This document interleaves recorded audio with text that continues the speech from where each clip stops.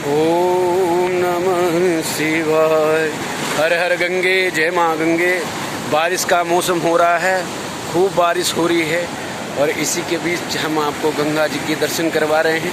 एक बार आप ज़रूर बोलें हर हर गंगे और इसमें ज़रूर कमेंट करें और दूर दूर तक इस वीडियो को पहुँचाएं, जिससे कि आपका पुण्यवर्धन भी होगा। कर्मों का फल हमें यही मिलता है, हमें कहीं नहीं जाना पड़ता। कभी कभी हम गलती कर देते हैं कि हम किसी व्यक्ति से अपना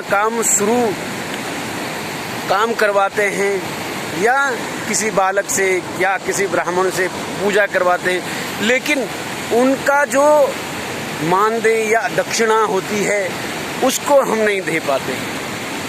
हम सोचते हैं कि आज फ्री में हो गया तो ठीक है, आज फ्री में हो गया तो ठीक है।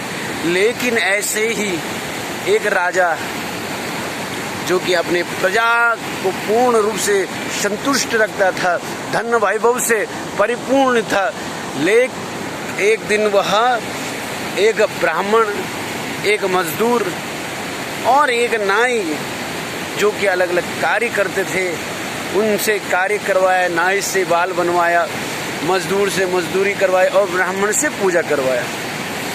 यह कार्य जब पूर्ण हुआ तो ब्राह्मण को दक्षिणा नहीं दी गई, मजदूर को उसकी मजदूरी नहीं दी गई और नाई को उसका जो बाल कटाने की मजदूरी है वो नहीं दी गई।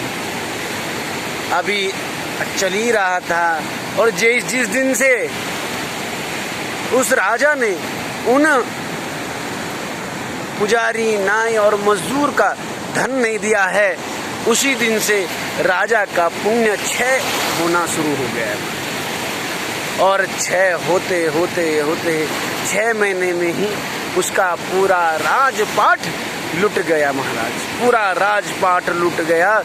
फिर वह जब अपने कुलगुरु के पास गया तो कुलगुरु ने उसको पितृदोष, देव दोष और कई प्रकार के दोष बताए कि ग्रह दोष भी हो गया है। लेकिन वहाँ गुरुदेव ने कहा, कहीं तुमने किसी देवता स्वरूप ब्राह्मण का पैसा तो नहीं मारा?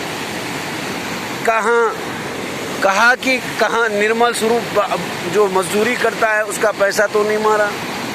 कहा कि किसी नाई जो तुम्हारा बाल काटता है, तुम्हारा शुद्ध करता है, कहीं उसका पैसा तो नहीं मारा? तो उसने सोचा और उसको याद आ गया कि एक बार मैंने मजदूरी, पूजा और ये सारे कर्म करवाए थे जिसके फलस्वरूप मैंने उनको दक्षिणा नहीं दी। तब जाके वह राजा गया, वह दक्षिणा दी सबको और धन दिया और आज तो उसने दुगुना तिगुना दे दिया महाराज, जिससे कि वह ब्राह्मण पूर्ण रूप से अपना जीवन यापन कर सके, वह मजदूर अपना पूर्ण रूप से जीवन यापन कर सके और नाई पूरा जीवन यापन कर सके। इस तरह उसने पूरा दे दिया है और भी कहा है कि अगर आपको और भी ज़रूरत होगी तो मुझे बताना है। कहने का तात्पर्य वह अब उनका जीवन का साथी हो चुका है और जब से उसने यह सारे पूरे अपने जो ऋण था वह उतारा, वैसे ही उसका राज्य की संपत्ति थी, सुख था, वह फिर से लौटने लग गया महाराज और वहाँ विश्व विजयी राजा बना महाराज।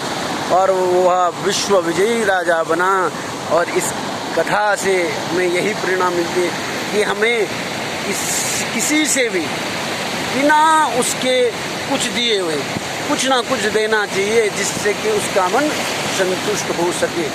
पूर्ण तो कभी नहीं होता है, लेकिन संतुष्ट हो सके कि हाँ, देने की प्रवृत्ति तो आई किसी के अंदर, 1 रुपये दे, 100 रुपये दे, जरूर देना चाहिए और बिना पैसे की मजदूरी नहीं करानी चाहिए। अगर आप करवाओगे तो अगले जन्म में आप उसकी मजदूरी करोगे महाराज। यह सब भगवान की लीला है महाराज। और आज माँ गंगा और 80 गंगा या पावन धाम आप देख रहे कितनी वेग से माँ गंगा बह रही है। आप देख रहे हैं यह सब माँ गंगा का प्रताप है जो आप सुख शांति से रह पा रहे हैं। यह भगवान कंधार देवता और गंगेश्वर महादेव का प्रताप है। आप सुखी रहें, समृद्ध रहें, धनवान रहें, पुत्रवान रहें, सभी लाभ आपको मिले और आपके अंदर निर्मल मन जन सो मोहि पावा, इस प्रकार से मन रहे। हर हर गंगे।